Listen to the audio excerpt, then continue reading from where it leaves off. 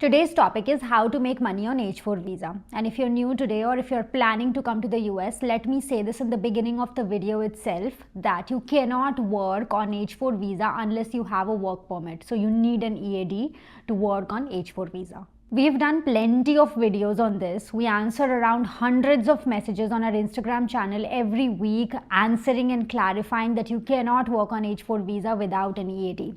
Yes, that is the sad part of being on H4 visa. No freelancing is not allowed. No, you cannot work for a company in India and get paid in INR. None of that is allowed.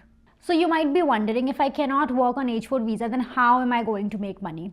That is what we will be covering in this video, and a couple of options where you can legally make money on H4 visa. And if you're new today, I'm Priya from It's Ok Yaar, and It's Ok Yaar is a content platform for South Asian immigrants, and we aim to educate, entertain and empower them.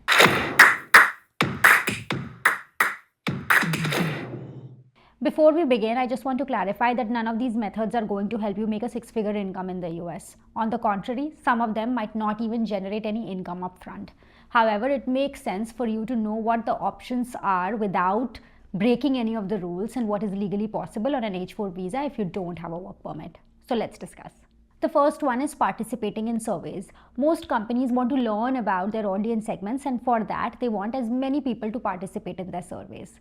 In return, they offer a cash reward or a gift card. Usually this amount is not very substantial. In fact, sometimes you earn only about $1 when you are filling a survey. So to make anything substantial, you have to really fill hundreds of surveys. However, these are not very time consuming, so it's an option that one can definitely try out. But you should be aware that you're only going and doing this on registered and verified sites. If there is a site that asking you for your bank details to fill out a survey, then that's definitely a big red flag. So I'll also share a couple of legit sites that will help you participate in these surveys. Some popular and trusted sites are Swagbucks, Inbox Dollars, MyPoints, Survey Junkie. We'll also leave the details of these survey sites in our description box.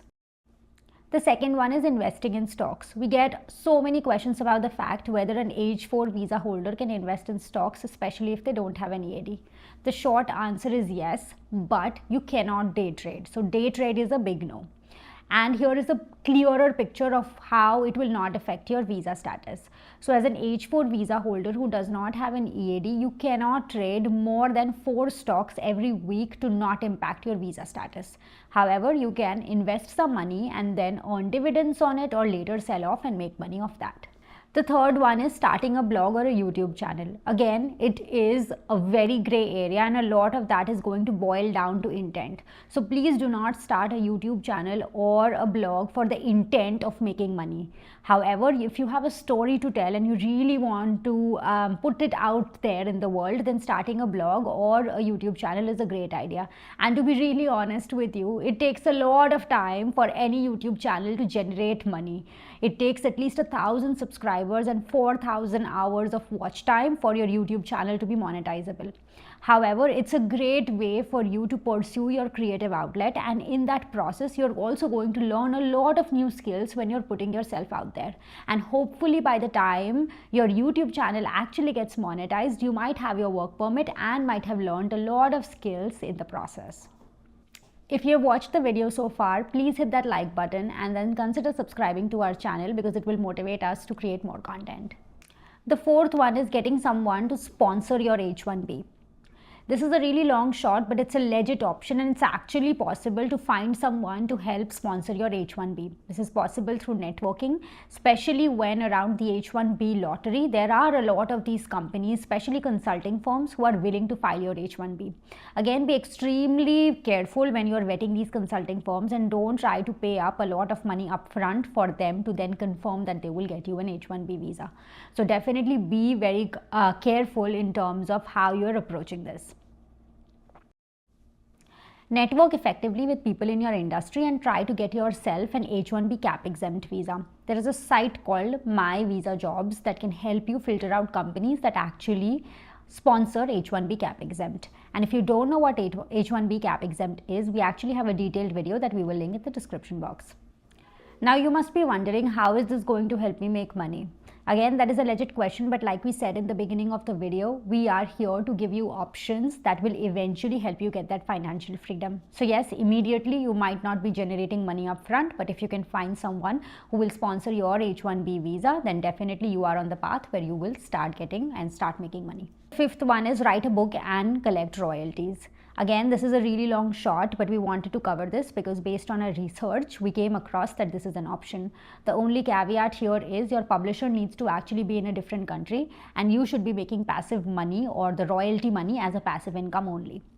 However, not everyone can write a book, and finding a publisher is a whole different story. So this is definitely a long shot, but we wanted to make sure that we at least throw out this option here.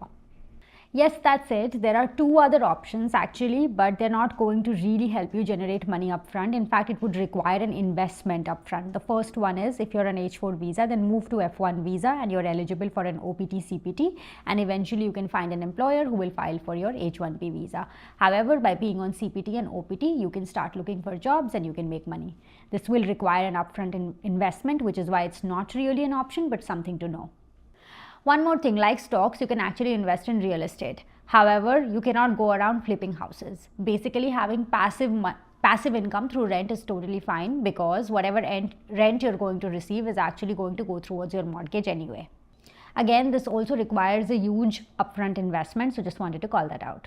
There are also a lot of platforms that let you invest in startups, basically for a small amount. However, that's not an option that I'm going to actually recommend. The reason I'm bringing this up is actually knowing about these platforms, you can learn a lot about these companies and what they are doing. So that can just be another way to educate yourself and learn about what that ecosystem looks like. I hope this was helpful. We understand that a lot of these options might not really help you make money. However, I hope it clarifies a lot of questions that most of you have on an H-4 visa.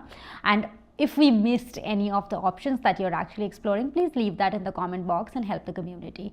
Thank you so much for watching. This is Priya signing off. If things are not going your way, remember it's okay, yaar. See you next time.